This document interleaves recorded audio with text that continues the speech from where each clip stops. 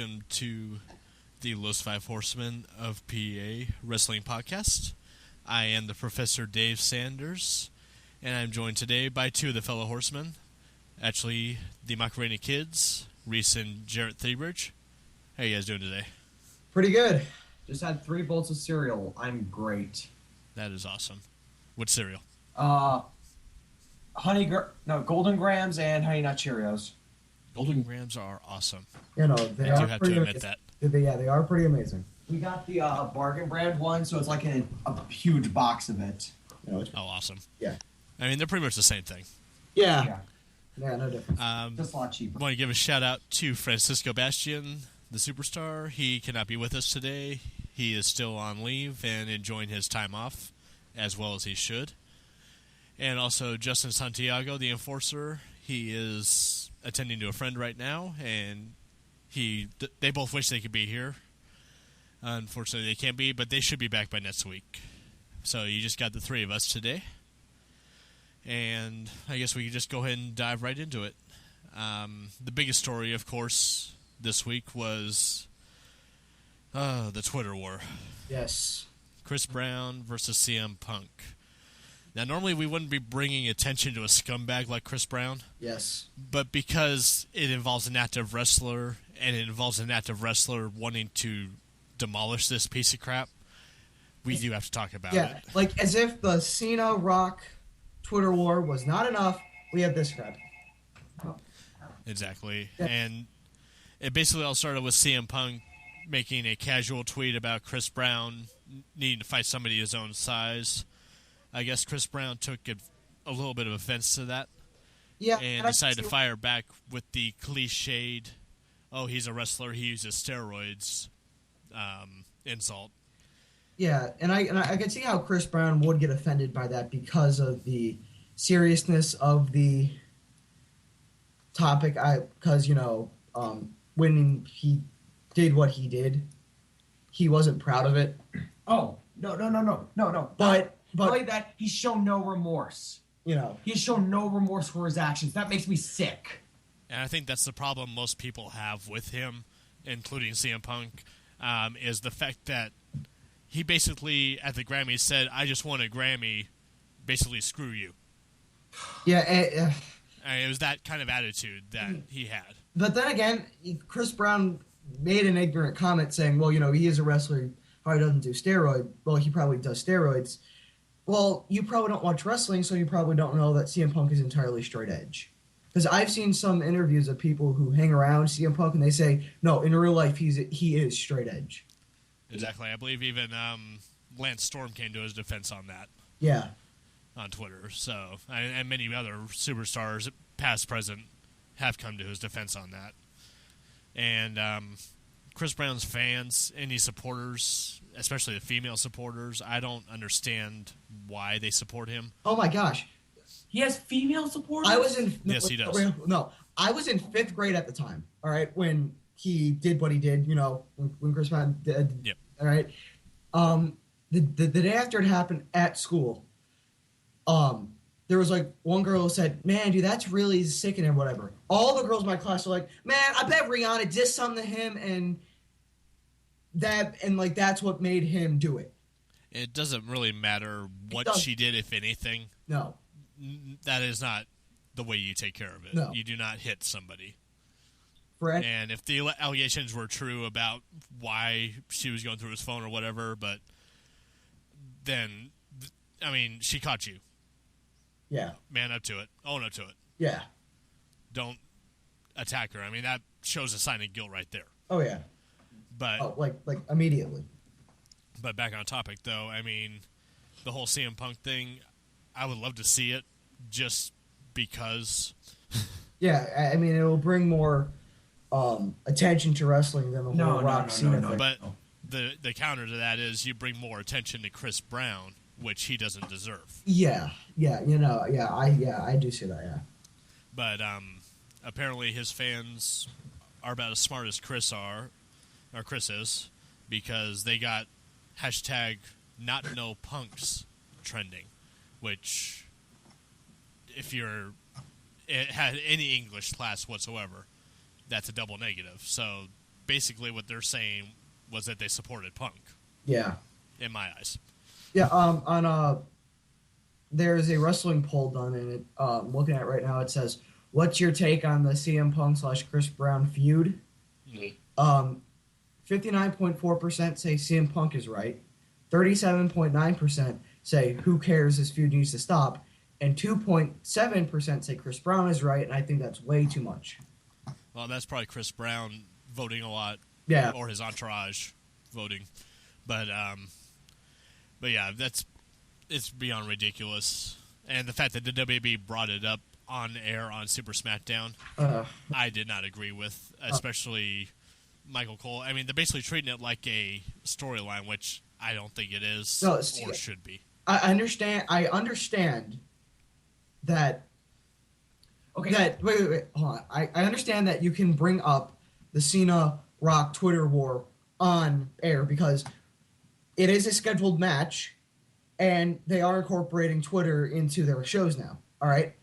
There. But the CM Punk Chris Brown thing has nothing to do with it, and it's basically just going to slow us down to our road to WrestleMania. I mean, if we have anything else slowing us down, this is just going to further slow us down. I mean, CM Punk's already in a rivalry with Jericho. He doesn't need one in real life. At least. No, not at least. At least you should make news of this after WrestleMania, but why even wait then? No, don't even do that. You're just bringing attention to Chris Brown. Exactly, and he doesn't need that. He doesn't need any kind of attention. What he needs to do is start showing remorse and appreciating the chance that he has.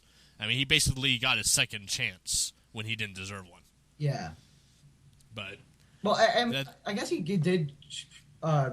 Remorse for what? Like what he what he did to Rihanna. Yeah. Apparently he did because it was either the MTV Awards or the BET Awards or whatever. Chris Brown went up and he started singing "Man in the Mirror" by Michael Jackson, and he broke down crying. All right. So I guess but I guess that's like his one show of remorse, or that's the only one that. No, he's trying to make people feel sorry for him because this after Michael Jackson's death? I believe so. Yes. No, that would fit perfectly because you have a scumbag who did one of the worst things ever, and then you have Michael Jackson dying, and just to gain sympathy and support for himself, Michael Jackson sing one of the greatest pop song singers of all time. Wait, why are we even focusing on this? This isn't wrestling. Exactly. Yeah, that's what I was about to bring back around because pretty much CM Punk needs to just stop giving attention to Chris Brown, I think. I mean, he said his piece. It's time to move on now. Yeah. And speaking of using words, I guess we could transition into another big story this week. WWE are now selling, quote, kayfabe T-shirts, which have some insider lingo on them, like heel, jobber, or I got heat, I'm so over, what's your finish, a lot of stuff that isn't known throughout the wrestling fans a lot, but certain people like us, we do know what they mean. Yeah. And it seems like they're catering to a certain type of fan with this. Would you buy one? I'll get the what's your finish because that admittedly is kind of funny. If they have Future Endeavor, I would get that just because Johnny Ace wore it. Well, that is Johnny Ace's T-shirt. They have come out with that one. All right, yeah. Go ahead. Oh, no, sorry. I was about to say, I don't know if this would be a good thing. I don't know if this is going to piss off the wrestlers because, fans are going to be in the front row wearing these, and they're going to be waving, like, the jobber shirt in front of, like, the Miz's face when he's not winning. I think Drew McIntyre needs a jobber shirt right now. Yeah, but then again, what's the whole point of having shirts like this if you can just make signs? I mean, like if the whole point is you go into a show and waving the shirt around, why don't you just make a sign? Why spend $20 on a WWE licensed shirt when you can just make your own signboard at home for free? Yeah, but then again, $20 really? Like it costs like $15 for shipping and handling. So Yeah, it's like $20 for these shirts too, and apparently this is all they say on them. It basically just says heel on it.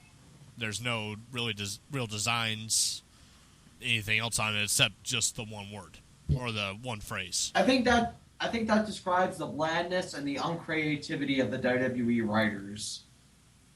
Yeah. Yeah, the quote unquote creative. Yeah. But yeah, I don't know. I'd probably get a heel one because being a heel is so much more fun. Yeah, and than being a face. Actually, heel is kind of like a universal term for bad guy.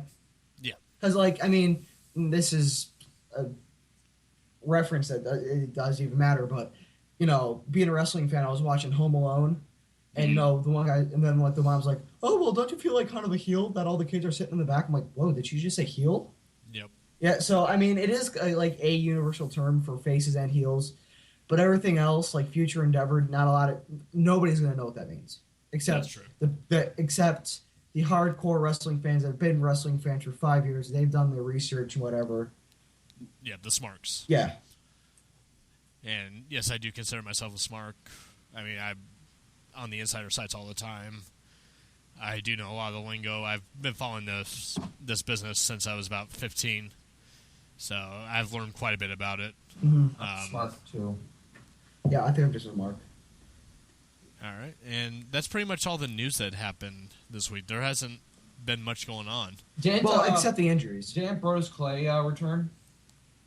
Yeah, apparently he returned at a house show, I believe, in Honduras, which I believe he squashed in usual Brodus Clay fashion.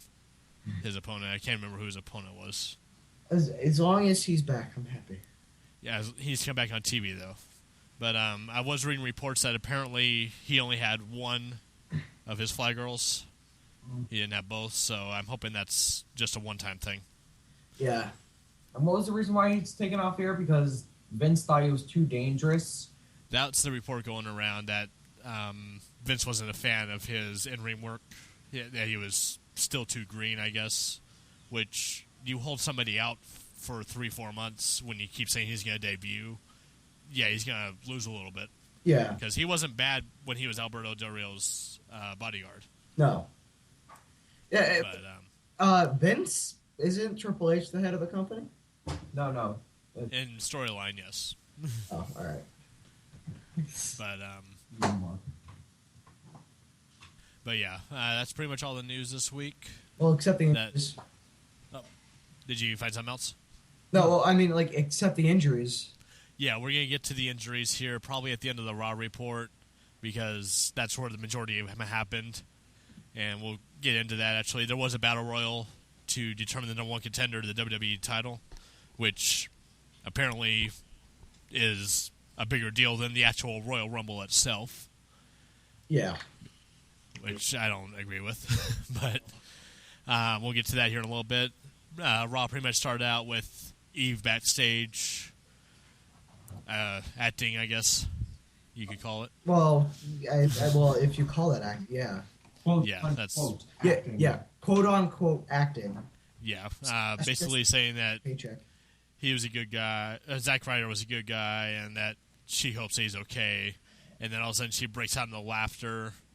I guess this was her heel turn, which apparently this was the whole reason of the Cena, Kane, Eve, Zack Ryder soap opera storyline. If it was, because I'm not seeing any other reasoning behind this whole storyline. It was filler.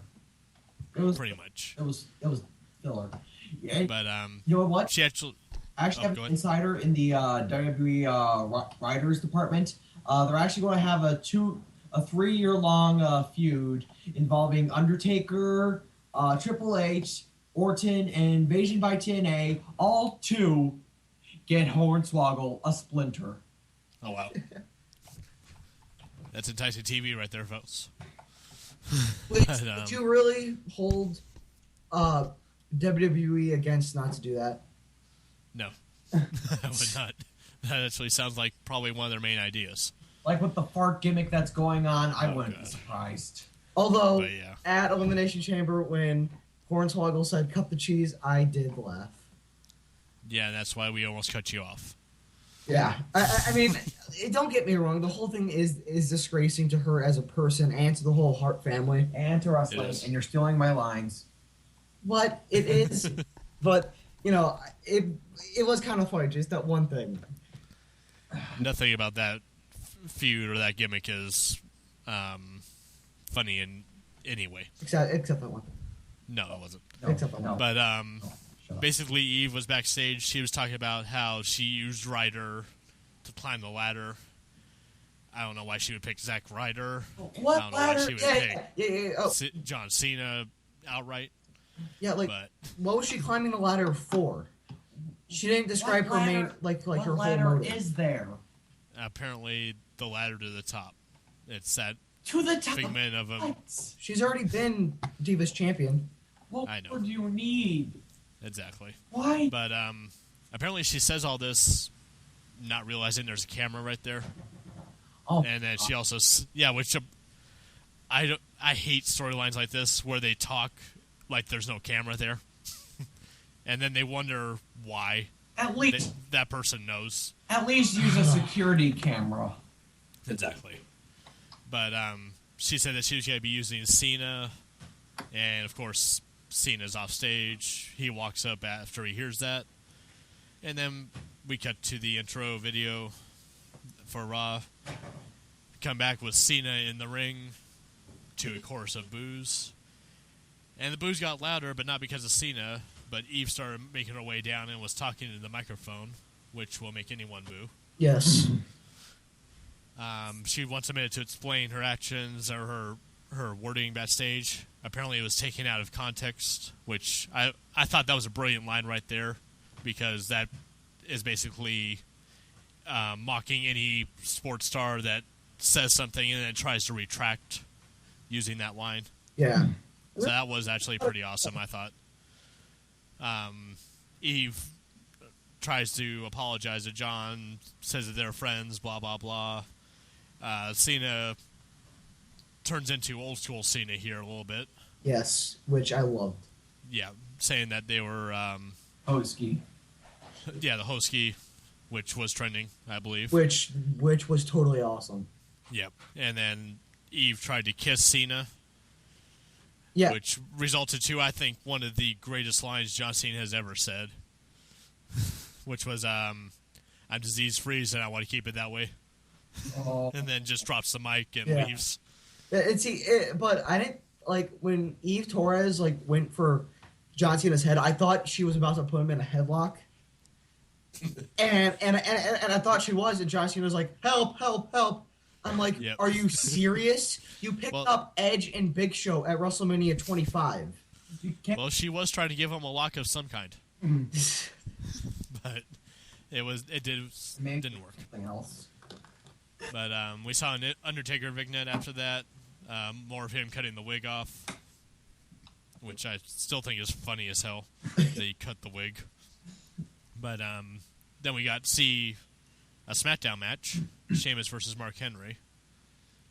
Don't know why Sheamus is on Raw. I still don't know why. Nor I don't know why he's not feuding with Dan O'Brien. Yeah. Well, thank God, yeah. He at the Chamber he did come out and attack Bryan, so he did start the feud. But start the fire. Yeah, exactly. But Sheamus and Mark Henry was pretty much a squash match. Sheamus defeated Mark Henry in pretty much about a minute or so. I thought it was like 2 minutes. No, it was about a minute. About a minute or two, yeah. It was pretty quick, though. I mean, I could see why if Mark Henry's still hurt. I mean, SmackDown is pretty thin right now with the injuries that are piling up. And for Mark Henry to keep working out, I have to applaud that with the way he's working through this injury.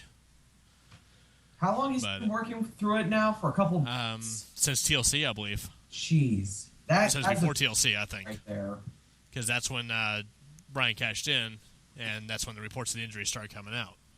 So it's been before TLC even, so probably around November, December time frame.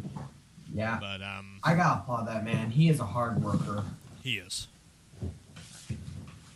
And then we get a backstage segment with John Laurinaitis and David Otunga who I'll call Carlton from now on. Yes, which you should. And apparently, John Laurinaitis was if you didn't see the Chamber, if you didn't hear our show for the Chamber, John Laurinaitis wants Teddy Long's job, pretty much. I think he just wants it for Oksana. That's my personal belief. Why would you want Oksana? I don't know. I'll get to that later with her and her. She's cancer right next to the Oh God! Don't even mention that match.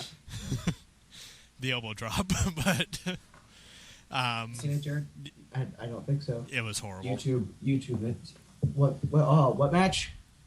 Just Oksana. Was it Oksana and Kelly against the Bellas? No. Just go to YouTube. It's all right. And make sure the sound's down. Yeah. But all right. Teddy Long came in. Laurinaitis walked him in. He tells him to make himself at home. I'm kind of liking where this is going with Teddy and John. I'll get to that more on the SmackDown review.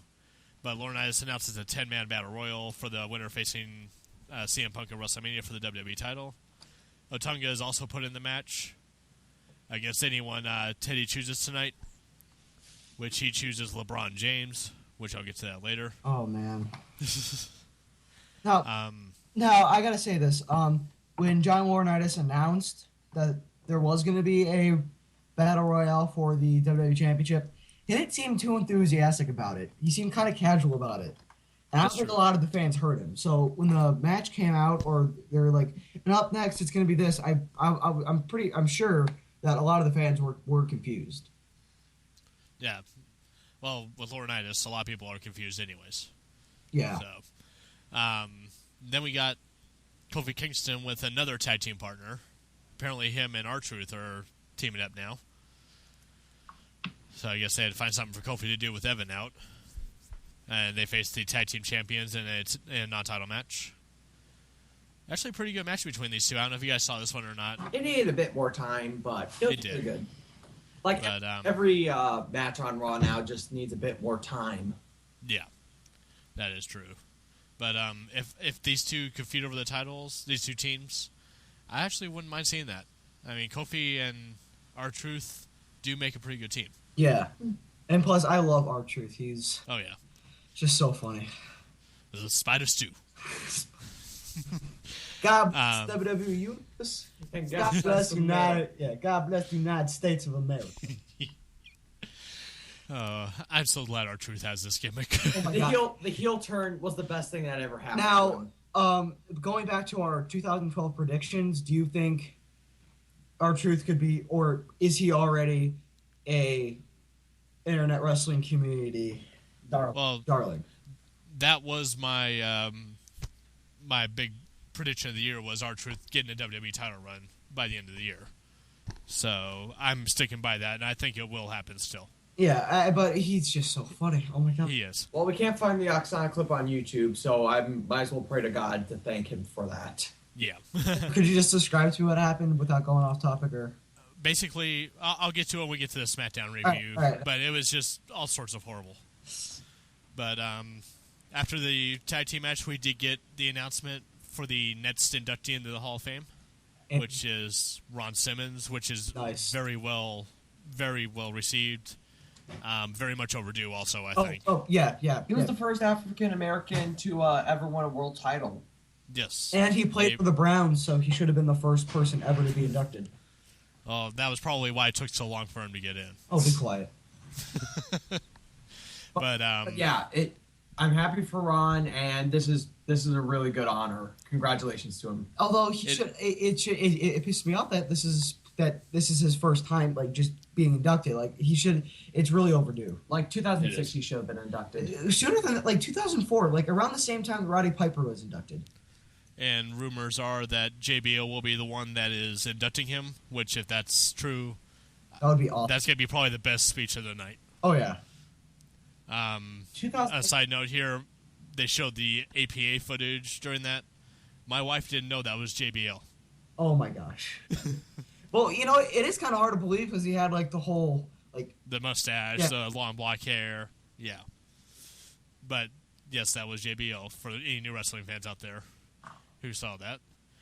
Also, something I noticed I was missing out of the little montage that they did. Where was his Nation days? Oh. Yeah, I did. They skipped 5-6 years of his history. Yeah. Because God knows we can't show anything that involves The Rock, because that would just lead up to too much hype. Exactly. But once again, congratulations, Ron Simmons. He very overdue. Very overdue, but due nonetheless. Yes. And then we come back to Josh Matthews with Chris Jericho backstage, and I'm loving this. And I don't see the point of the Battle Royal, because they should have just put Jericho straight into the match with Punk, because he wasn't eliminated in the chamber, technically. No, he wasn't. And he did bring that fact up. He took a cheap shot from CM Punk.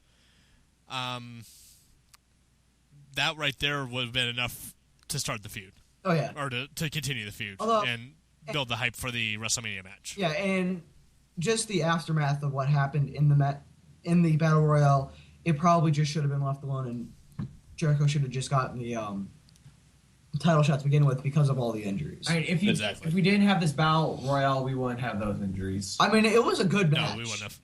I mean, I enjoyed watching it, although it was kind of scary just to see these guys flying out of the rings and hitting their heads on announce tables. No. and we'll get to that here in a minute. But first we had Carlton Banks versus LeBron James. Oh. You heard that right. David Otunga versus Ezekiel Jackson.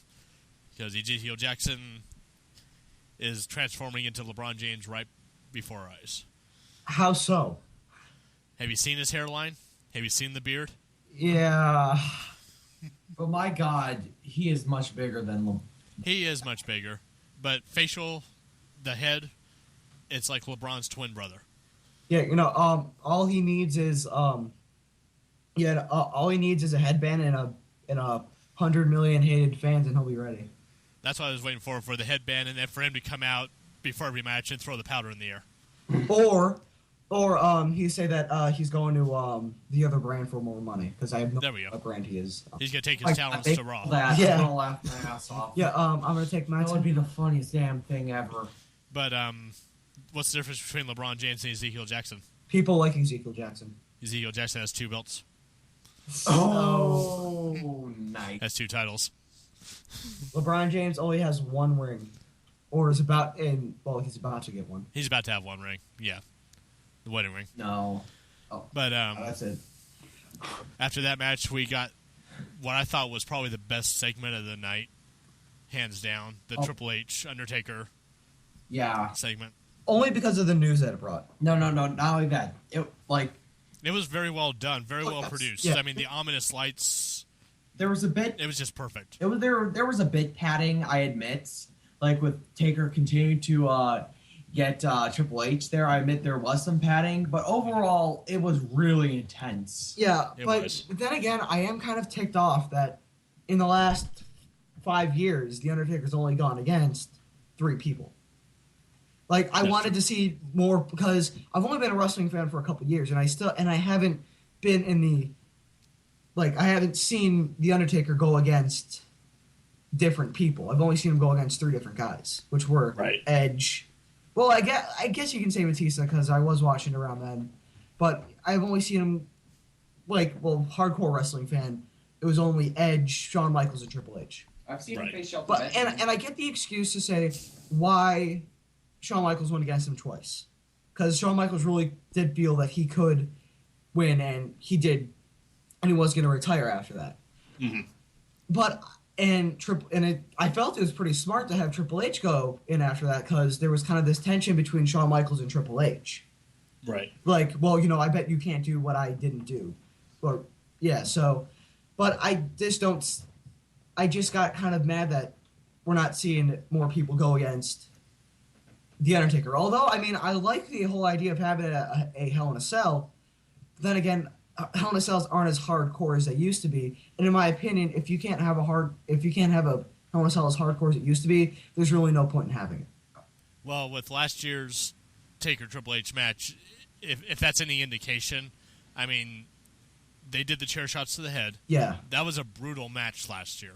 Yeah, it was. And I could see them having some liberties, having some creative control over the Hell in a Cell, where it's gonna be like the Hell in the Cells of the old days. I think. Yeah. Here's my point right here.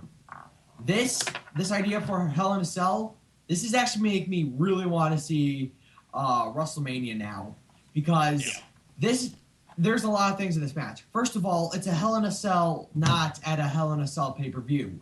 This is for a rivalry, like the end-all. This is like the end of Undertaker's career, his legacy. It's not forced. It's a perfect match to do this in. Second of all, you got Triple H and Undertaker, who probably will have creative control in this match and will probably make it very brutal. If you could compare this to Undertaker or Lesnar, Hell in a Cell, or any of the old ones, like where blood was shown. Yeah, see, and WWE has shown that they can be brutal without blood, but that's true.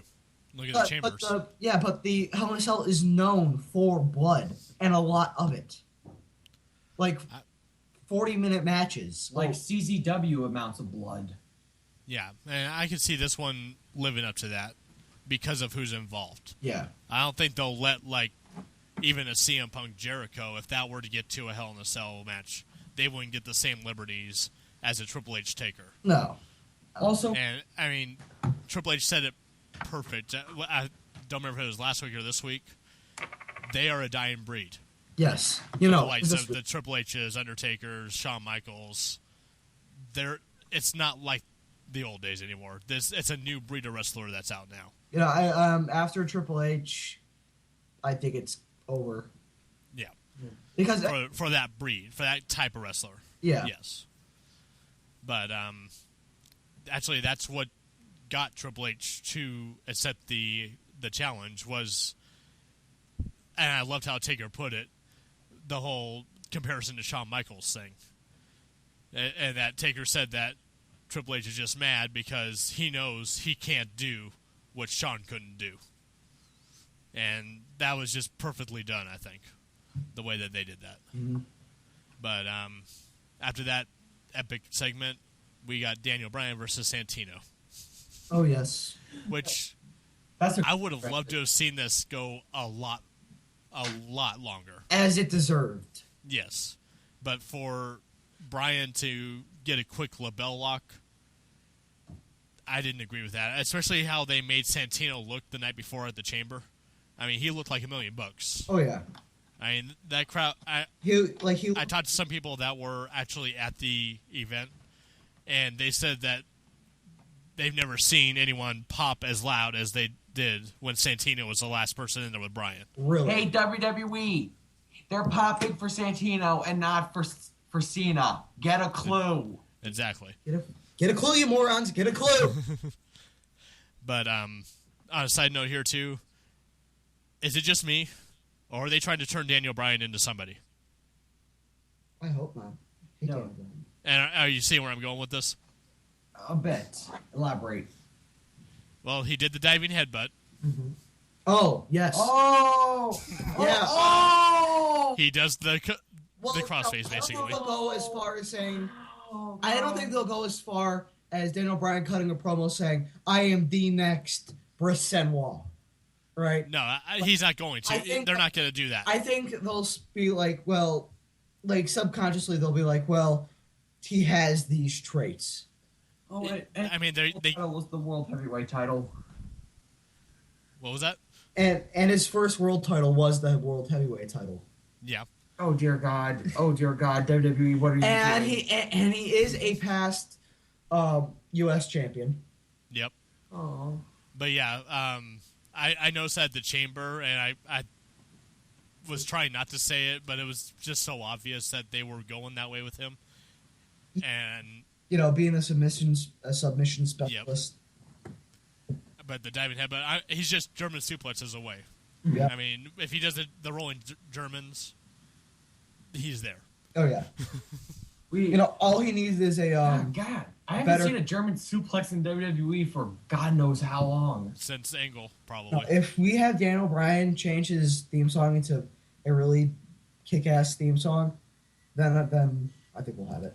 Well, he still needs to have Final Countdown, I think. Especially for WrestleMania. They need to get Final Countdown. I don't know why. They get... That was his ROH theme. You dumb crap. Well... Kind of like how Cult of Personality was CM Punk's ROH name. God, what's the licensing? How much does ROH spend on licensing, like, for these songs?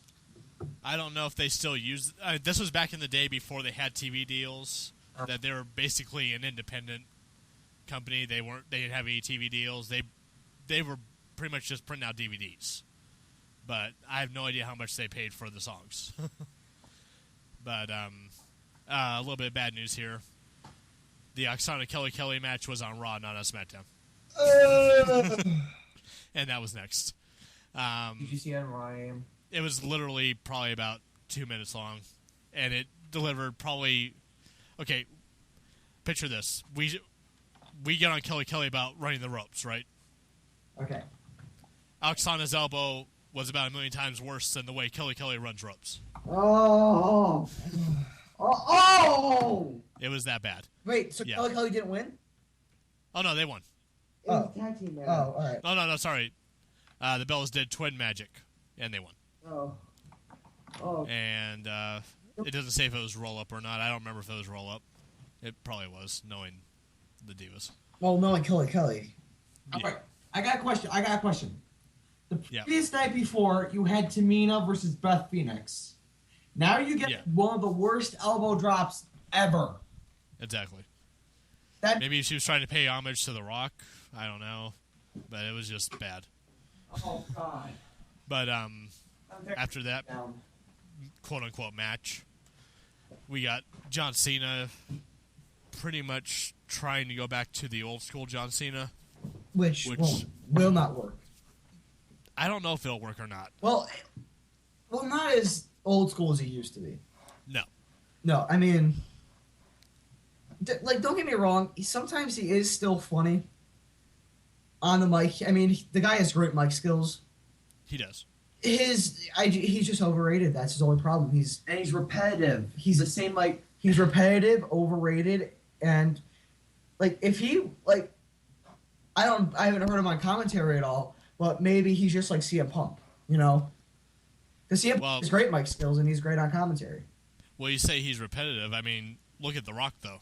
He's used the same promo that he used 7 years ago. Yeah. And he's probably going to give us that same promo tomorrow night on Raw. Via satellite. No, he's supposed to be there. He's supposed to be in Portland tomorrow night. Although, here's the thing. The Rock could, like... Couldn't he have, like he sold, didn't he? Jarrett, don't try to defend The Rock's promos. They're great as hell, but they're also repetitive. like... It's the same promo over and over, though. Wait, hold on. No, I'm asking a question. It's the mind of a mark. Does The Rock, like, in his past matches, does he sell better than John Cena does as far as, like, him being... Like selling moves? Yeah. They're probably on par with each other. Really? I mean, Rock is no Super Cena. No. If that's what you mean. No, yeah. Yeah, he's not Super Cena. He's not get beat down for 20 minutes and then do the same 5 moves every time to win. No, he's not that. But he does have his comeback moments. All right. Just not to the extent of Super Cena or Super Orton. All right, which, you know, comeback moments are pretty cool. Right. But, like, when they're done right. Right. But after that promo, we get to the now infamous Battle Royal. And it consisted of Big Show, Cody Rhodes, R-Truth, Wade Barrett. For some reason, the Khali.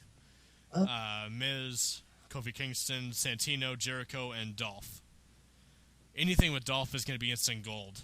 I am convinced of that right now. Oh, yeah. You know, he is a very... He has the selling ability of Shawn Michaels. Oh, yeah. And big time. And he's also pretty damn good in the ring. He is. We were joined for this match by CM Punk with Blazer and without Diet Pepsi. I was kind of surprised about that. I think he was actually afraid that was going to get spilled. And I think he was tired of it getting spilled, which I don't blame him. But pretty much your typical Battle Royal, except it seemed like nobody knew what the hell they were doing. Not really. Because there were so many mistakes in this match. And I'm not saying that, I'm not dissecting it move by move, but when there's 5 people that get injured out of the 10 that are in there, there's a problem. Oh, yeah. The biggest injury, of course, is Wade Barrett. Basically what happened was Big Show was going to throw Dolph Ziggler out to the outside. R-Truth and Wade Barrett were waiting for him, or at least they were supposed to be waiting for him. I'm convinced they weren't ready for the throw. Basically, Dolph Ziggler's head smacked, and I mean smacked, the announce table. Yeah. I thought he was he was hurt, like he had neck problems. No, his neck went all the way back. Yeah, but the way that he landed on Barrett's arm basically dislocated his elbow. It looked a lot worse than that. I thought it was broken. It kind of looked like Sid's leg from back in WCW, the way it was kind of just laying there. Oh, yeah. And you could see Wade Barrett's frustration and pain, the way that he was smacking the mat with his good arm. He dropped the F-bomb multiple times. Yep. Also, Cody Rhodes was hurt in this match. Yes. He hurt his leg. I think that was from aggravating injury from the chamber, though. I think he got hurt in the chamber too. Yeah, no, I saw a lot of the guys with bandages on from the chamber. Yeah. Kofi, the way he was eliminated, damn near killed Vicky, which made him get injured. The way he had to basically turn himself in midair. He basically landed on the steps. Yeah. When he shouldn't have. No, because avoiding Vicky, that was I think that was the thing that got him hurt. Yeah. Which people stay away from Vicky to. Oh, to hell with you, Vicky's hot.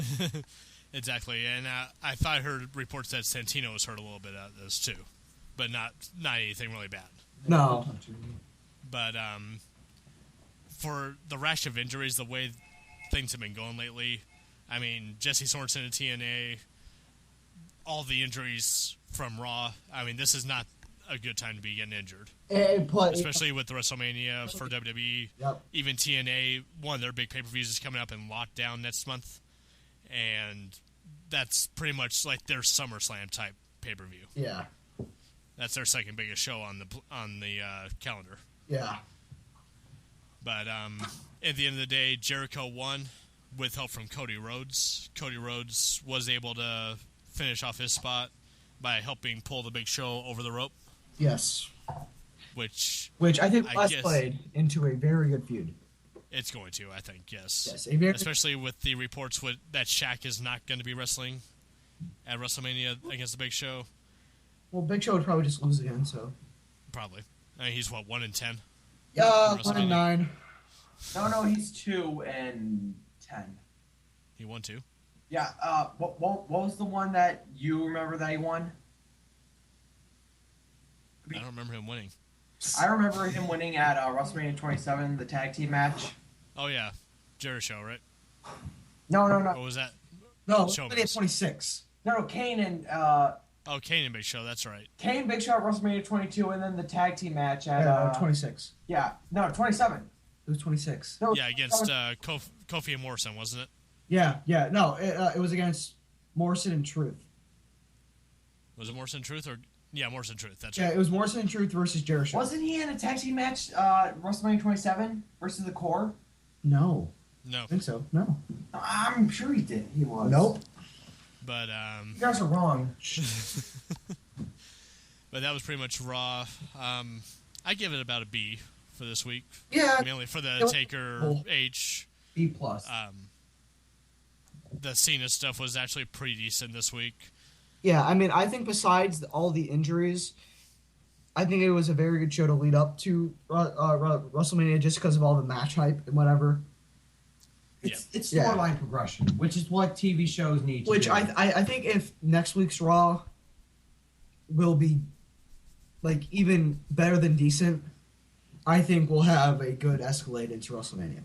Oh, yeah. Now on to SmackDown, which I'm going to start off by saying this episode of SmackDown automatically gets an F from me. Really? Because they did not wait until I went to SmackDown this week for CM Punk versus Daniel Bryan. Oh, dang I'm sorry. So they fail already. Always end in double count, like double disqualifications. So it wasn't. Well, we'll get to that here. The SmackDown this week was live on Tuesday this week, which I don't think they should do very much of because apparently they didn't do too well in the ratings. Oh, yep. But Daniel Bryan started us off with AJ coming out. Oh gosh. Yeah. Got a question. Yeah. If AJ swallows D-Bry's seed when they consummate, isn't that against vegan teachings? Moving on. Yeah, that's a little inappropriate, but I guess he does bring up a good point. Moving on. We could have went with the leather belt thing, but you had to go there. But yeah, Dave, you may have to do some editing there. Yeah, thanks. We're live. At least, well, you know. I love you, Twitter. Okay, moving on. It's a good thing no one's listening. Good thing, yeah. Good thing no one's listening. No one's listening live. They're going to be listening to us on recording, though. But, yeah, Bryan came out, gave the same promo he's been giving. He's a vegan. He's a role model. Blah, blah, blah. Yep. And actually... Is it okay for me not to like Daniel Bryan at all? Because Reese it's not okay. Because Reese has a really big problem with me not liking Daniel Bryan at all. I can't stand him. Really? Now, is this, like, his character or just him, period? He's a good wrestler, don't get me wrong. But the character that he's playing right now makes me just hate him. Well, then he's doing his job. Yes. But, I mean, he's doing his job very well. Like, but I'm just getting, like, a bunch of crap saying, oh my gosh, I can't believe you don't like Daniel Bryan. I thought you just, like, had a problem with him, period. Oh, no. I will admit, he is a very good wrestler. Very good. And that is, yep. And, like, when he was against, didn't he have a feud with The Miz? Mm-hmm. Like, yes, I liked him during that, and I liked him. You know, like, I did like him during that. I just don't like his character now. And I think one of the reasons why I don't like him is because I hate when Michael Cole picks on him all the time, and that kind of ruins him for me. Yeah. Michael Cole, I can see that. So I'm not saying that I hate all of Daniel. I'm just saying you don't hate Bryan Danielson, you hate Daniel Bryan the character. Yeah. Yeah. Well, you know, I guess you can't say that. But you mentioned The Miz, though. The Miz actually came out during this promo and actually, until he mentioned it, I forgot he was Daniel Bryan's pro on NXT. Yes. You forgot? Yeah, I actually did. Because that was, what, 2 years ago? 3 years ago? Yeah, around. But, well, I mean, NXT Redemption's been going on for a year now, so it's been a lot longer than that. Nobody cares about that, so. NXT Redemption. Okay. But Miz actually says that he actually knew Bryan was going to be something someday. That he was going to be a World Heavyweight Champion, and that he proposed that they make a tag team one day. Which undermines all the stuff that they had in that rivalry. Exactly. And then Great White came out and interrupted, and this is where they're starting off their feud. Sheamus comes out and insults Bryan. I'm going to go give one of my predictions now. I don't see Bryan walking out of WrestleMania with the World Heavyweight title. Yeah, I think I can agree with that. Yeah, no, It's might be the first time in, 6 years? That they changed the title? Yeah. Yeah. I love Daniel Bryan. I love his character. I just can't see, with all the build-up that Sheamus has gotten, I can't see Sheamus losing at WrestleMania. Yeah, but although, you know, I really do hope that CM Punk does, and I'm going to say this, kind of lose at WrestleMania. And it's not because I don't like CM Punk in any way. It's just I think, for some reason, and I have no proof to back this up at all, but for some reason, how my brain works, I think it'll be smart to let Jericho win at WrestleMania. Oh, that's another topic for another day. I have my feelings on that. But I will save those for our WrestleMania prediction show. All right. But basically, we got a match with Sheamus and The Miz. I don't care who you are. I mean, he even showed it against Mark Henry and Raw. those chest pounds that he does, they've got to hurt. Like I said, I brought that up many times, but no one listens to me because those chops sound like something loud. I don't know, like you're really just like slapping, like you're about to collapse a lung. Exactly. Those chops seem so goddamn hard. But Sheamus did get the win with the Celtic Cross, which was Finlay's old move, which no one seems to remember. Well, Michael Cole even said, and look at this new move. It's his new finisher. Exactly. It's his new, yes, but it's not a new move. You had an Irish guy no more than 2 years ago using this move in Finlay, so that just irks me a little bit. Yeah. But speaking of things that irks me, Oksana and Teddy Long segment was next. Oh, God. Cheesy music and all. And I think I tweeted to Justin or to one of you guys, I can't remember. Did you ever think last year you would actually say thank you, John Laurinaitis, for coming on the screen at any time? No, not at all. That was said on Tuesday night, I'm sure, by everybody. Because John Laurinaitis came in, the cheesy music was off, which was awesome. Laurinaitis calls Teddy unprofessional, which I would have to agree with, because this whole thing with Oksana is very unprofessional. Yeah. Oh, yes. Johnny Ace, I'm becoming more of a fan than him, and Teddy Long is making me enjoy him less and less. Yeah, same here. I'm starting to stand Johnny Ace. Actually, I mean, I kind of like him. Okay, admittedly, he is kind of boring sometimes, but overall, he's much better than Teddy Long. It's the whole him trying to be exciting thing.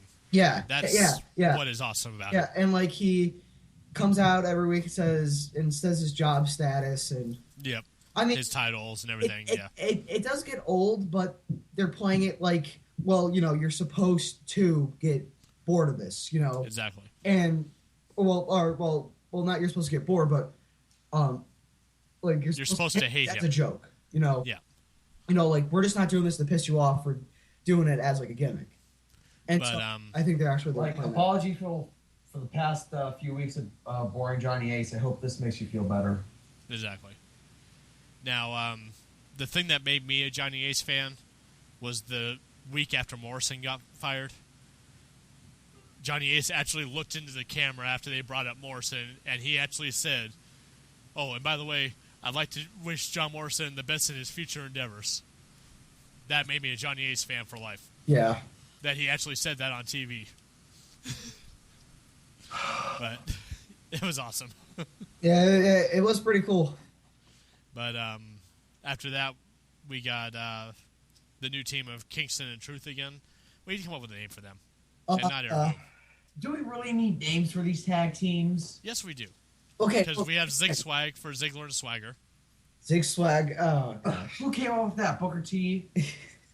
No, I thought that was pretty much the IWC's name for them. Now, I don't get... Now, the thing with Kofi and Truth, you would incorporate Truth into the name, all right? Mm-hmm. But then again, what truth do you have with Kofi Kingston because you don't even know where he's from? That's true. Okay, first... I thought he was from Jamaica. He's from South Africa. Which, that was a great segment, too. Triple H calling him out on that. Yeah. But, good little match here. Kofi is showing that he's a great tag team wrestler. And it doesn't matter who his partner is. Oh, yeah, no, because he's been... Kind of like Billy Gunn. Kind of, yeah. Yeah. Very good. What if you team up Billy Gunn with Kofi Kingston, then? Oh, God. Raise the world would explode with awesomeness. But Zig Swag did get the win here after a thumb in the eye from Ziggler, and then he had the... what's the name of his finisher? I just had a brain fart. Zigzag. Yeah. Thank you. Which is just like a reverse pay dirt. Pretty much. Live podcast, ladies and gentlemen. Hi, everybody that's listening. Huh? Hi, everybody that's listening. Yeah, all zero. Quick. I didn't promote it as a live podcast, so no one's listening. Quick plug for our channels. Follow the Los 5 Horsemen on Twitter at Los 5 Horsemen. Like us on Facebook, and now download us on iTunes. And follow the unofficial Los 5 Horsemen Tumblr at rvdnator.tumblr.com. And also come join us on our website, los5horsemen.webs.com. And go ahead and follow me at the Tribe Dude, even though I never go on Twitter, but go ahead anyway. And I am at SandersD84 L5H. I am at Turdlet _ L5H. And shameless plugs are over now. I was going to wait till the end to do all that, but cool. All right. Yeah, my bad. Well, we get more hype coming back from the commercial for the Big Show and Mark Henry. I don't know why they're still fighting. I really don't. I was about to say over this feud. Fighting? Oh, God. I thought when they broke the ring, it should have... Oh, God. It should have been yeah. But, yeah, not much happened after that. They actually mentioned the CM Punk Chris Brown thing, which I didn't agree with. Oh, yes, and then we had this segment with Santino Marella and the Cobra. I don't know if you guys saw this or not. No, I forgot SmackDown was live and even on Friday. Okay, well, basically, they played Eugene's music again. Nice. They focused in on a table covered in red cups, turned over. Also, you see the Cobra come up from under the table. He starts, he's doing target practice with the Cobra. Yeah, it's just as bad as it sounds. Hey, the Ginger Kid comes in and interrupts Santino's training and knocks all the cups off himself. Santino then introduces Heath Slater to a new feature on the Cobra. The Cobra can now spit water. Wait, yeah. I'm sorry, that didn't register. What? The Cobra can now spit water. Is he doing that? Wait, so Dave, I know you're saying something, but it's just not registering in my brain. What? Is he going to pull a Tajiri thing? No, it's not the mist. It actually comes out of the Cobra. The arm puppet. Tajiri-esque. Kinda. I hope not, though. I hope not. No, man. Right now. And then we get another squash match. I'm not even going to go into it because it involves Drew. Oh God! Just move on. Just move on. So, don't talk about Drew. Yeah. Go on. I really hope these rumors aren't true. I'm hoping not either. We're not even going to address them yet until we find out. But that match after that was Mark Henry versus Big Show for the 374th time. It's like, I believe, in the last year. I think it's like Cena Orton, where they just have millions of matches. Pretty much, yeah. Pretty much no winner announced because, and I thought this was the best part of SmackDown. Cody Rhodes comes out in the middle of their match after Big Show, I believe, hit the final cut, which I haven't seen him use that in a while. Cody Rhodes actually comes out and shows a clip of Big Show versus Akibono from WrestleMania 21. Yeah. He's basically going to be doing his segment, it looks like, every week, where he shows the Big Show's biggest embarrassments at WrestleMania, which is just awesome there, I think. Just take your pick how many embarrassing moments the Big Show has had. Exactly. I'm hoping the Mayweather one comes out soon. Yeah. Myself, but that was but yeah, they had the downside to this was we did have to see the Big Show in the diaper again. And that was just not good TV. That's not good for any person's eyes. No. Think Rikishi, just worse. Yep. But Show basically chased Rhodes out, so it ended up in a count out, I'm sure. Yeah. And then we get another Carlton versus LeBron match, which Carlton is now 2-0 on LeBron. Well, which is fitting. Well, yeah. Well, to be fair, Ezekiel actually gets offense in 3/4 of the match. Say what now? No, went way over your head, damn it. I had a perfect setup. I say Ezekiel gets in offense for 3/4 of the match. Oh! Sorry, Dave. Yeah. It's a good joke, by the way. You guys fail me. You guys are fired. I'd like to wish Reese and Jarrett the best on their future endeavors. It's like you're going to Team A. I'm heading over. It's 1 p.m. This is the time I usually get up on Sundays. So you know what? I've been up since 8, my time, waiting on you guys. Remember, I'm on the West Coast. Yeah, so I guess I shouldn't be whining. I'm on the West Coast of PA here, so. But anyway, back after that match, we got the CM Punk versus Daniel Bryan main event, which was an awesome match, and the way they did it was awesome. Yeah. But the goddamn. You guys didn't see it, right? I didn't see it, but I'm sure it was awesome. I'm hearing that these matches are great. I just tried to avoid them because of the finish. Well, pretty much what happens here, CM Punk and Daniel Bryan, they have a great match.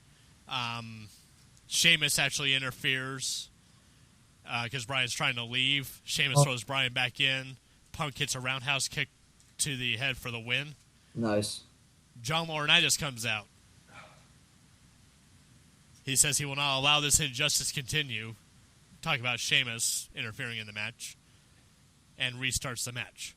Oh God, shenanigans. Shenanigans indeed. Shenanigans. Somebody go grab the Benny Hill theme song. We come back from commercial break. Daniel Bryan, they go through their little, like a roll-up sequence. Daniel Bryan ends up on top for a 1, 2, 3. Bryan's holding the ropes, though. Oh, that's against the rules. But with John Laurinaitis sitting at the table watching. I thought the feud with CM Punk was done. Enter Teddy Long. Shenanigans! Teddy Long says the match will not end like that. Well, thank God for Teddy. Yeah. And restarts the match again. Oh. Well, this is starting to remind me of the one SummerSlam match a couple of years ago with Orton versus Cena. We had to restart the match like 6 times. Which is just a carbon copy of Vader versus HBK. Well, the finish of the match was awesome. Basically, they both go for their finishers. A lot of false finishes here. It ends up with Bryan goes for a suplex, but Punk fights him. Punk headbutts him. Basically, they go back and forth. Bryan eventually hits a suplex, but they both stay connected to the point where both their shoulders are down. Oh. So it's basically a fisherman's suplex, but both their shoulders are down. And they count the 1, 2, 3. What? So, who won? It's a draw. Exactly. Oh, man. And tired of this. What I thought was the weirdest thing of this, Teddy Long and John Laurinaitis are arguing. What? Over whose man won. Raw's CM Punk or SmackDown's Daniel Bryan. What? Except John Laurinaitis is saying Daniel Bryan won. And Teddy Long is saying CM Punk won. Wait. Oh, what? My God. Are you serious, bro? What? They actually go far as going into the ring. Laurinaitis raises Bryan's hand. Long raises Punk's hand. What? Okay, WWE. All right, I get Laurinaitis not raising Punk's hand because they don't like each other. Yeah, but why is Teddy Long raising CM Punk's hand? And that's how they ended the show. Gosh. Questions aplenty heading into next week's SmackDown, which, by the way, I'm going to. Oh. So look for a Los 5 Horsemen sign. I will be 5 rows behind Michael Cole and the rest of the announced team. Yes. So keep your eyes peeled for that. But yeah, that's the week in WWE wrestling. Overall, great shows, I think. Yeah, especially SmackDown this week. Even though it wasn't watched by many people, I thought it was a pretty solid show. Didn't the I think the Wrestling Observer Newsletter Awards came out. They named SmackDown 2011's best weekly show. Nice. But see, I think next week's SmackDown will get a lot of views because of what happened this SmackDown question. Exactly. And so, once again, Impact. So maybe creative is actually being creative. Dun dun dun. See what you did there. Yep. But all this is leading up to the road of WrestleMania. And that's what we're going to be talking about today. This is usually the time of the year that the WWE steps up their television. They step up their pay-per-views. They just step up in general. Yep. This year, with the Royal Rumble and Elimination Chamber, I don't feel that way. No, I mean, I feel... it's very understandable. Well, this past Raw, I feel had better momentum than the Elimination Chamber. Oh, yeah. Or the Royal Rumble. To be 100% honest with you. Okay. Well, to me, the Royal Rumble and the Elimination Chamber, as well as a lot of the Raw and SmackDown shows, have basically been commercials for The Rock and Cena. Yep. Okay. And we'll get into The Rock and Cena in full next week on next week's shows, because we're actually going to be diving into just that match at WrestleMania. It was supposed to be an NXT one-year anniversary show, but to be honest, none of us watch NXT. None of us care about NXT. We want it to be over. Yes. As does everybody. And this is much more of a bigger story, The Rock and Cena over NXT. Well, but that's again. We will try to promote this match when WWE doesn't. Exactly. Because I don't feel that they're doing this at all. I mean, I don't know about you guys. But. They're not promoting this match at all in any way. All right. They're not taking time away from anybody for this match. Like, I mean, wasn't John Cena on the Speed Network or... Yes, he is actually the Grand Marshal for today's Daytona 500. Yeah, plug the match. If The Rock is promoting a new movie, make sure that he talks about this or whatever. Because I'm pretty sure back in the 80s when you had the first WrestleManias or whatever, if you had wrestlers going on talk shows, they were promoting their matches. Oh, God. They were hyping that. To be fair, Cena did promote this morning. They actually brought up the match at WrestleMania with The Rock, and they actually did talk about that a little bit. So Cena is promoting. The Rock, however, I haven't really heard much. I haven't seen any of his interviews on any of the late night shows or anything, so I can't say. I think I've heard on Letterman he plugged it, but I'm not sure. But I don't know if they're going to be plugging the match or Journey 2, his newest movie. Yeah, see, now, the thing is, especially when you have this big of a time slot from Elimination Chamber to Wait, shall we WrestleMania next week? Yeah, we have 42 days in between. I mean, that's a lot of time. I mean, I remember with WrestleMania 25, it was like almost a month and a half. Yeah. And a lot of stuff happened in that time to build up to WrestleMania. But they started doing that the night after.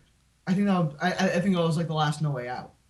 Well, to be honest, the true road to WrestleMania begins the night after the Rumble. Yes. Because that's when you set the Royal Rumble in the past, the Royal Rumble main event.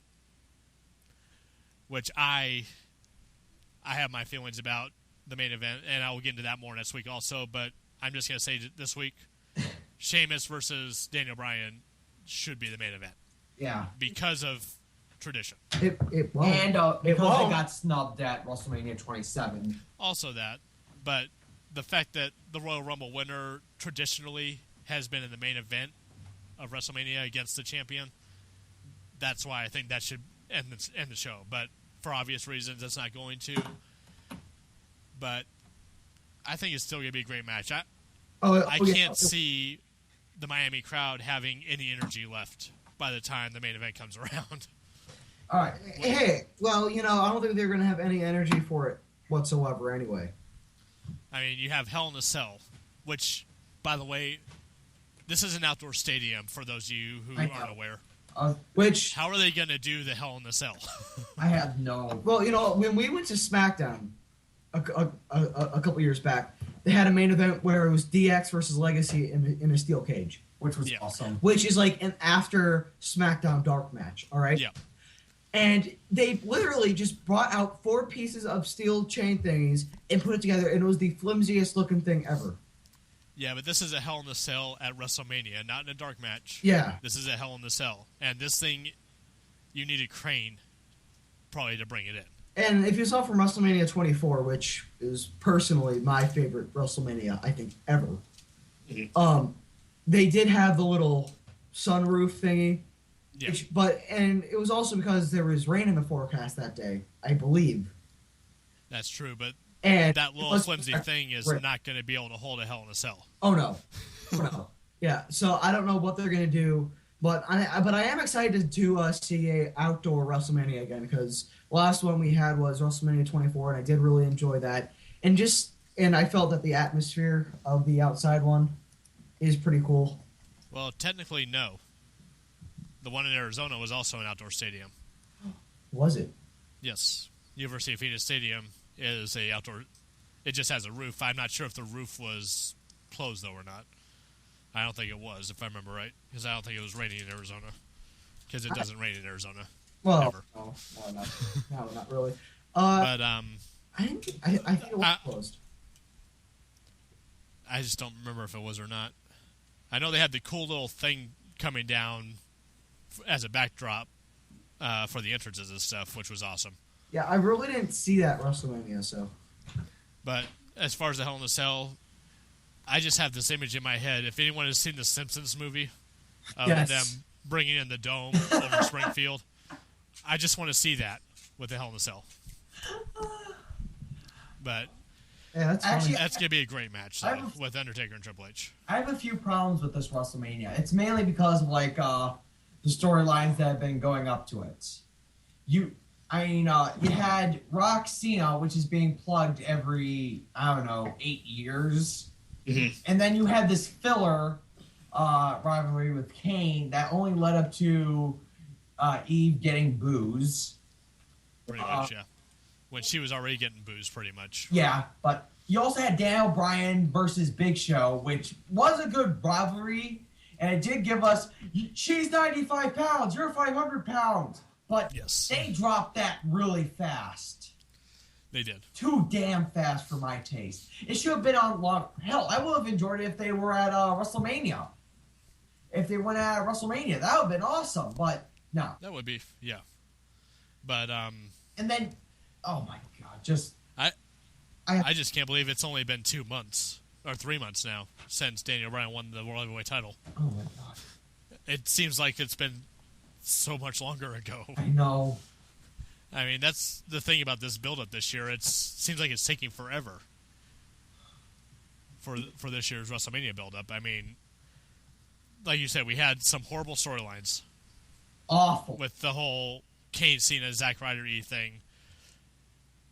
It's like they're just making it up as they go. I mean, Sheamus, I think they just...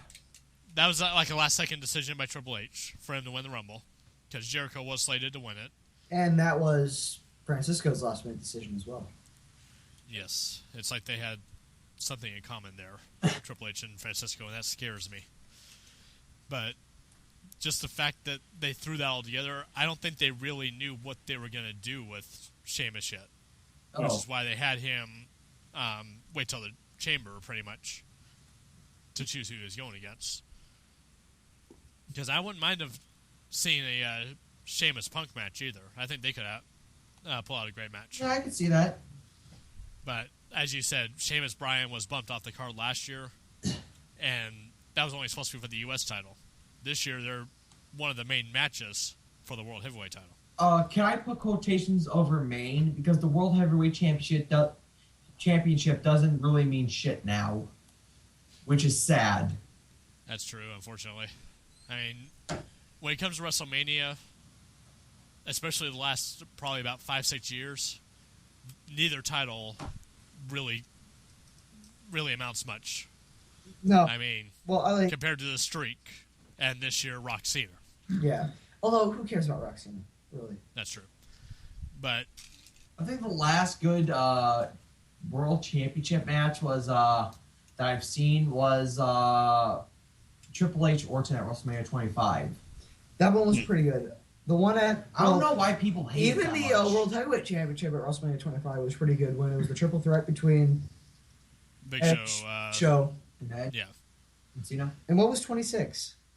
You had 26 was Jericho Edge, wasn't it? No, yeah, it was Jericho Edge and Batista John Cena. Which that was the Edge spearing Jericho through the barricade, wasn't it? I believe so. I think it was the table. No, it was through the barricade. Like, he jumped off the table and speared him through the barricade, if I remember right. It was either 26 or 27. It was the one that was in Arizona, I know that. It was 26. And last year's world title matches, which were Edge and Del Rio. Yeah, I think Edge and Del Rio was the best title match that whole night. That's true. Because I did not like, I really didn't like that. Oh my God, Cena. The Miz and Cena. It's so disappointing. Yeah, it was disappointing. Yeah, like you got the Miz, who's got so much gusta. He had a huge push. Like throughout 2009, 2010, he has gotten so improved. Yeah, he has. He has been pushed to the top. He has the WWE title around his waist, and you have him fighting against John Cena, the company's top guy, the face of the industry. He has won multiple world titles. And what's the finish? Set up to WrestleMania 28. Yep. And exactly. I'm just glad that was not for the title, though. The Rock Cena. Oh, but, God. Like they were rumored on doing. I'm getting some 7-Up. But, so far 4 matches have been announced officially. Of course, Rock Cena, the Hell in a Cell with Taker and Triple H. The WWE title match, Jericho versus Punk. And the world title, Daniel Bryan versus Sheamus.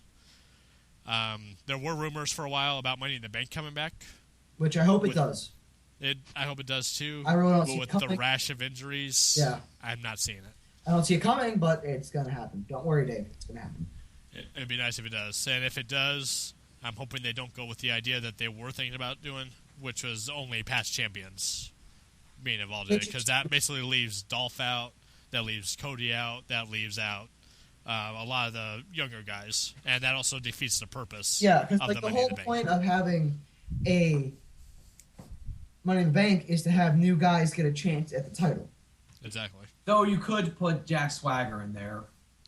Well, he was a former world champion, yep. But nobody really cares. So you could just put him in there anyway. But also, if that doesn't happen, though, I'm kind of liking where the Big Show Cody Rhodes thing is going. Yeah. And to have that be an Intercontinental title match. And I would love to see Cody versus Goldie, but I don't think that's going to happen. Will we be saving all this for next week? No. This is just the road to WrestleMania. Next week is Cena. It's just Cena Rock. Oh, all right. But I don't know. What matches would you like to see right now? Definitely Cody Rhodes versus Big Show, because I think that's going to be a definite. Which I don't know how they'll make it look good to see Cody Rhodes going up against Big Show. I think they'll just have Cody Rhodes going for the knee, going for Big Show's knee the entire time. So Cody Rhodes will play the role of an arrow? Probably, yeah. Had to. Zack Ryder and Kane need to be in a match just because to make this rivalry not pointless. Yeah. Yeah, because right now it is pretty pointless. You know, I absolutely do see that as a good idea. Even if the match only lasts 5 minutes. Okay. Just to make this rivalry look like wouldn't you spend all this time waiting for Eve Torres to be called a Hosky? Right. I'm going to make a bold prediction here. In 2013, the Cena, Kane, Eve, Zack Ryder rivalry will be the winner of the 2012 Gooker Award. That's for the worst storyline, I'm guessing, right? Yeah. I could see that. Definitely. We still got a long way to go this year, but as of right now, yes, that would be the winner. Yeah. But I'm also reading that there's also going to be a Laurinaitis versus Long, like they're going to assemble teams, which also leads me to Money in the Bank not being there. Oh, you mean the stuff that like they do at Bragging Rights or Survivor Series? Yeah, except this is going to be a winner take all, basically. For the GM spots. I think this will actually be a good idea. Okay, for a WrestleMania match with the stakes that high, I could see it. Yeah, like, you know how they had the brand supremacy match at WrestleMania 24? Yep. It was Umaga versus Batista. Yep. I could see that happening again, and for this, I think it would work because, really, at WrestleMania 24, it was just, well, my brand's better than your brand. Well, you know, you can't prove that unless we put two guys in the ring. For this, it's like, well, I want your job and you want mine, so why don't we put a bunch of guys in the ring? Exactly. You know, this plus, has a little bit more meaning. And plus, that will get a bunch more guys a payday, which they might not have gotten without that. Yes, and you know, and I would actually be happy if this was the substitute for the Money in the Bank. Now, if this were to be the match that everyone's if this was the match that was supposed to be going on instead of Money in the Bank, who would you want to see on each team? Santino. On which side though? Because he's technically a Raw superstar. Yeah, see, then again, and he's SmackDown general assistant. Raw and SmackDown Super shows. It's kind of hard to tell because I don't even care anymore. I honestly don't. Jack Swagger, because he's the U.S. champion, and a champion needs to be at WrestleMania. Okay. Who's the Intercontinental champ? Oh, Cody still. Cody. Yeah. And he's gonna be busy with Big Show probably. Atunga, definitely. Yeah. Oh yeah, he'll be in there on Raw side. Just because he's lackey. Because he's a stooge. But then again, this could this be a segue to have a guy return? Well, guy would return, I don't know. But could this be a match to where some guy could return? Because I could see that happening. Just this would be a good match to have some return. I'm going to throw this out there because it's a mixed bag kind of. You have pretty much the Ace team, if you saw that video on our group. Yes! Yeah. Yes! Yes! Yes! Mark Henry, Christian, and Alberto Del Rio. Yeah, that would be... By the way, have we heard anything from Christian after? Not since, no. Oh, so I guess he's still on the road trucking? Yeah, apparently. Because that was just a horrid shirt. His haircut. At the chamber. He has a mullet now and a trucker hat. Well, you heard what they're trying to do with Drew, so they might be turning Christian into a trucker. Oh, God. Gee, what are we, in TNA now? Exactly. Well, yeah. But that's a possibility, too, that the Ace team could be Johnny's team, but that's a mix of Raw and SmackDown, because Del Rio's a Raw superstar, Henry and Christian being SmackDown. So it might not really... Because I can't see Mark Henry aligning with Long after everything. Again, this is to get control of both brands. So does it really matter? Does it really matter? It could be a coup. Well, because they kind of alluded to the whole your guy thing. Yeah. On at the end of the Bryan Punk match on Tuesday. Yeah. I was going to say Friday. But that leads me to believe that it's going to be a Raw versus SmackDown and not a mixture on each team. But, again, I can't see like a Christian or a Mark Henry aligning with Teddy Long, and they would definitely be involved in this type of match. Yeah. But then again, we shouldn't really be too hyped about this because we thought that there would be a Nexus Core match last year. Yeah, but nobody cared about that. Yeah. People care about this. Yeah. There's a big difference there. You don't understand. Unlike last year's WrestleMania, this one actually has potential. Yes. Be very good. But it does. I mean, look at the matches that are already booked. Yeah. And the potential matches. But Jared, last year's WrestleMania was the greatest WrestleMania of all time. Didn't you see the DVD trailers? But yeah, it wasn't bad. It wasn't good though. I mean, the bright spot was pretty much the Undertaker Triple H match, really. Yeah. Which is sad. Yeah, and even with WrestleMania 25, it was the 25th anniversary. I didn't feel like it. That one didn't do a lot for me as much as 24 did. No. Because I don't know about you, but I thought WrestleMania 24 is probably the best WrestleMania for the 20s. You know, 20, 21 weren't bad. 22 was okay. I did like 23 just because of like it just seemed so big. Yeah, it did. Yeah, but the one in Chicago, right? No, 23 was in Detroit. Oh, that's right. With Cena with the car. That's right. Yeah, and it had Bane's getting his head cut off. Oh, not his hair cut off. That's right. The Trump versus McMahon thing. And those were all good WrestleManias, but I just feel that 24 had something to it, Right. So. And speaking of that, gonna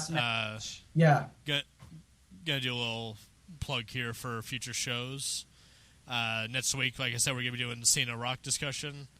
The week after, we're gonna start our best moments of WrestleMania series. The show that'll be uploaded on March 10th will be the best of the 80s. The March 17th will be the best of the 90s, and the week before WrestleMania will be the best of the 2000s. And that will lead up to the day before WrestleMania will be our WrestleMania prediction show. And we're going to have a WrestleMania live thing? Oh, God, yes. Oh. We will be live. And Dave, for WrestleMania. I was wondering, could we play the original WrestleMania theme song to kick off the show? I was actually thinking about doing something like that, yes. Yeah. We're totally going to do that. Okay. I got one problem with the best of the 80s one, because the only thing we're going to talk about during that is WrestleMania 3. Well, no. No. Well, WrestleMania 1 had some good moments. I mean, there's good moments in all of them. Yeah, they might not be the best pay-per-views overall, but they all had good moments. Yeah, WrestleMania. Focus on 3. What? So nothing big happened in WrestleMania 2? Oh yeah. Reese, do your research. Yeah. I mean, there were some big stuff, but primarily we're going to talk about 3. 3 because it had the biggest attendance, and there was Hogan versus Andre, which is apparently the greatest match ever. We got Jared. There was also Steamboat, Savage, and Roddy Piper versus Adrian Adonis, which is actually a very, very, very good match. Really, that's true. So, yep. We will be going over the best of all that.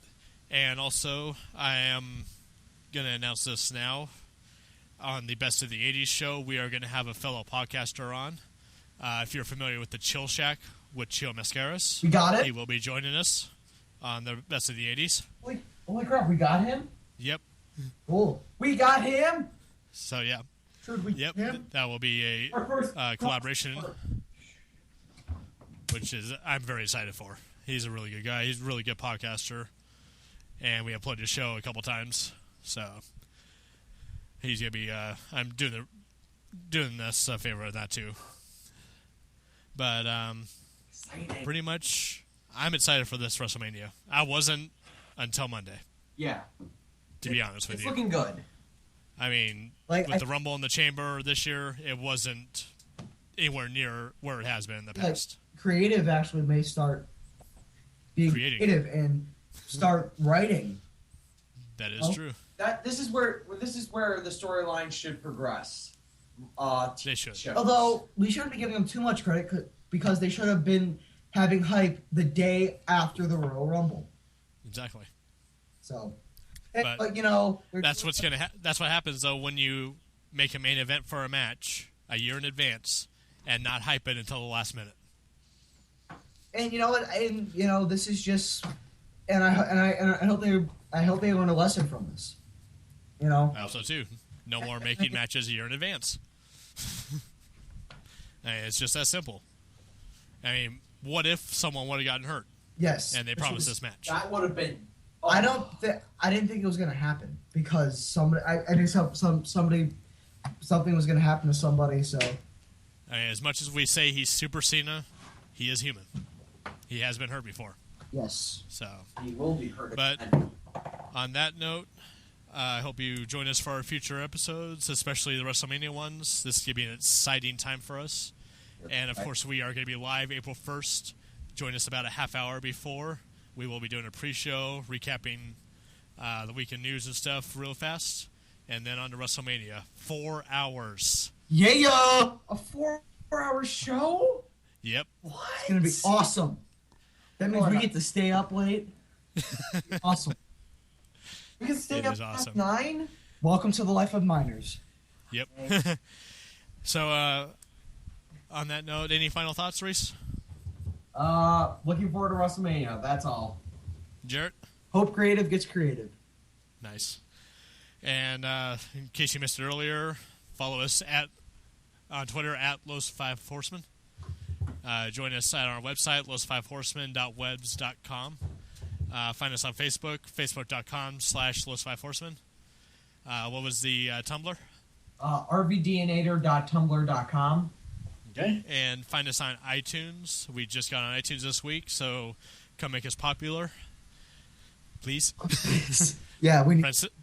Francisco will send you an autographed picture. That offer still stands. Yes. If you follow us. And we promise the picture will be suitable. Be tasteful. It'll be tasteful. So on that note, for my fellow horsemen, Reese and Jarrett, I am the Professor David Sanders. And as always, thank you for riding with the Horsemen. Take care.